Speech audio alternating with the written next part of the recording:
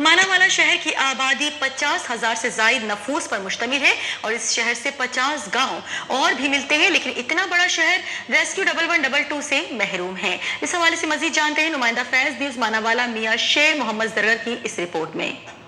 जी बिल्कुल, इस वक्त मैं मौजूद हूँ मानावाला में। आपको तो बताता चलूँ कि मानावाला में जो 50,600 की आबादी पर ये शहर मुश्तमिल है और 50 गांव इस शहर को मिलते हैं, लेकिन मानावाला जो शहर है रेस्क्यू 1112 के दफ्तर से महरूम है और आए दिन इधर एक्सीडेंट होते रहते हैं। लेकिन जो रेस्क्यू 1112 की गाड़ियाँ कभी शेखपुरा या ननकाना साहब से मंगवानी पड़ती हैं।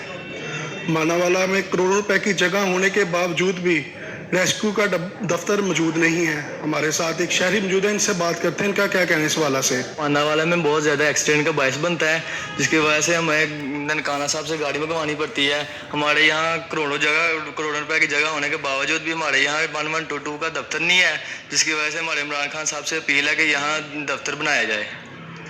जी, आपने मानावाला के शहरियों की बात सुनी है। मानावाला के शहरियों का यही कहना है कि करोड़ों रुपए की जगह भी इधर मौजूद है, लेकिन मानावाला रेस्क्यू 1112 के दफ्तर से महरूम है।